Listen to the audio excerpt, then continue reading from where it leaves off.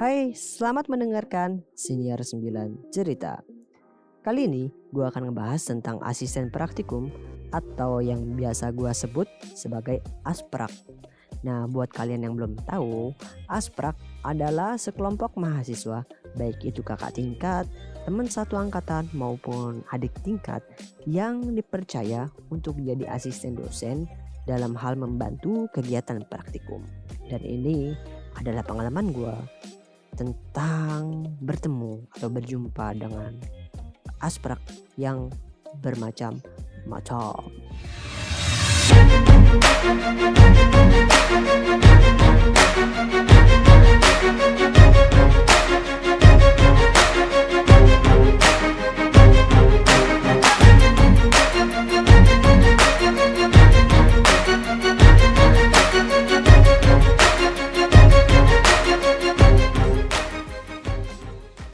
Gue tahu sih, emang setiap asprak biasanya tuh punya karakter yang beda-beda ya. Ada yang suka ngasih perhatian, ada yang suka marah-marah, ada juga yang suka marah kalau nggak dikasih perhatian. Masalahnya adalah nggak sedikit asprak yang memperlihatkan karakter yang sebenarnya bukan karakter asli mereka. Misalnya nih ya, misal ada asprak yang pura-pura galak dan pura-pura suka marah. Padahal kita semua tahu di kesehariannya dia itu nggak suka marah dan nggak galak gitu, malah suka ngelawak.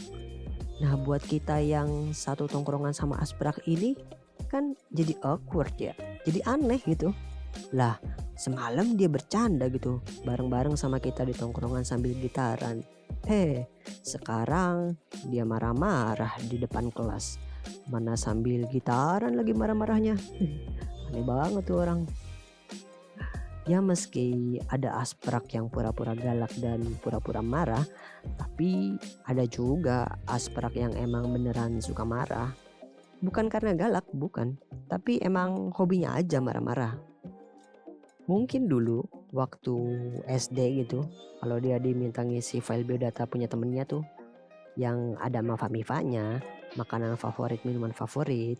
Ya gue tau lah teman-teman yang lahiran 90-an pasti tahu hal ini. Nah dulu tuh bisa jadi ketika dia ngisi file biodata, dia akan ngisi seperti ini.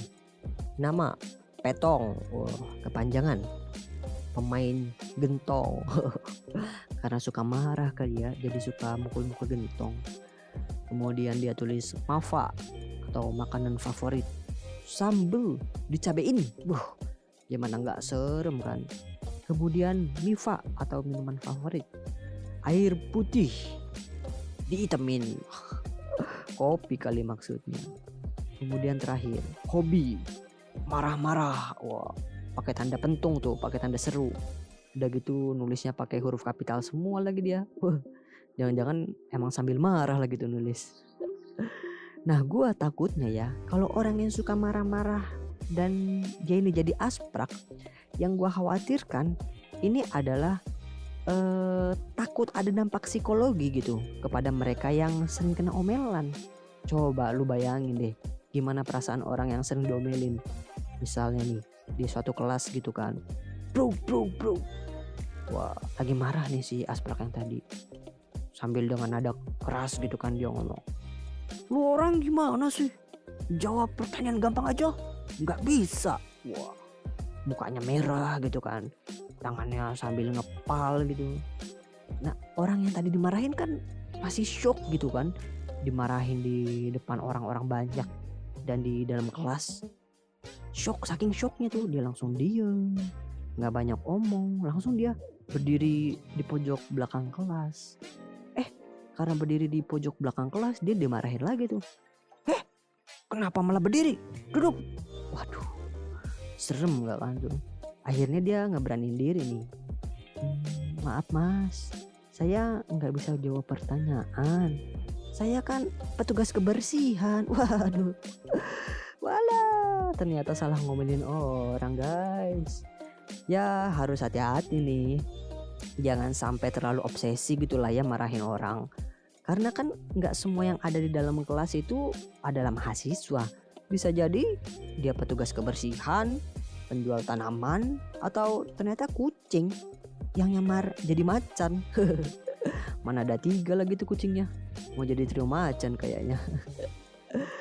Nah, pengalaman lain nih yang dulu pernah gua alami gitu.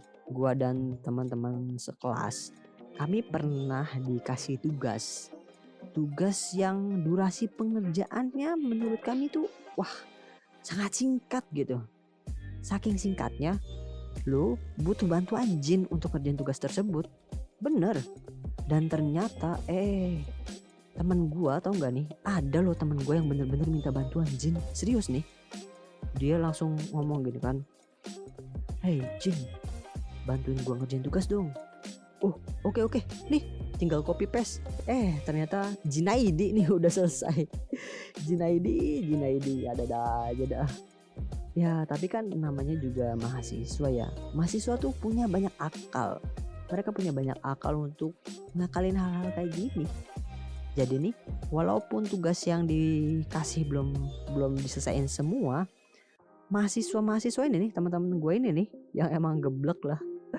Mereka tuh ngumpulin tugas dan mereka kirim. Meskipun gak selesai, dikirim aja sama mereka. Karena mereka tahu bahwa gak semua tugas yang terkumpul akan diperiksa.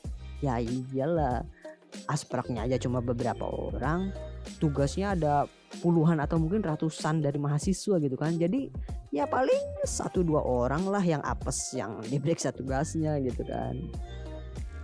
Tapi ya di luar asprak yang nyebelin-nyebelin tadi, kita pasti ada nemu gitu beberapa asprak yang sangat baik dan mau ngebantu mahasiswa. Mereka yang ya buat mahasiswa nih udah kayak malaikat penyelamat lah gitu. Kalau udah ketemu mereka, mahasiswa nih udah kayak kucing. Iya tuh, mereka udah kayak kucing, nyawanya jadi ada 9. Karena udah ngerasa akan aman tuh selama praktikum berlangsung, gak akan diomelin gitu kan. Tapi nih, sebaik apapun asprak yang tadi yang sering ngebantu mahasiswa, gue yakin mereka ini gak akan bisa ngubah tabiat asprak-asprak yang emang galak dan super nyebelin. Ya saking susahnya buat ngubah tabiat asprak-asprak yang nyebelin, gue rasa Jin pun gak akan sanggup ngelakuinnya. Karena gue pernah nanya langsung gitu ke si Jin. Jinaidi, sini deh. Lu bisa nggak ngubah asprak yang nyebelin dan galak jadi super baik gitu? Nggak bisa gue. Tapi mungkin bokap gue bisa. Loh, bokap lu bisa? Emang bokap lu sakti? Oh, bukan lah, bukan sakti. Bokap gue dewa. Oh, bokap lu pak dewa. Bukan. Gue belum selesai ngomong, kata Jin. Bokap gue Dewan Perwakilan Rakyat. Beneran sakti rupanya.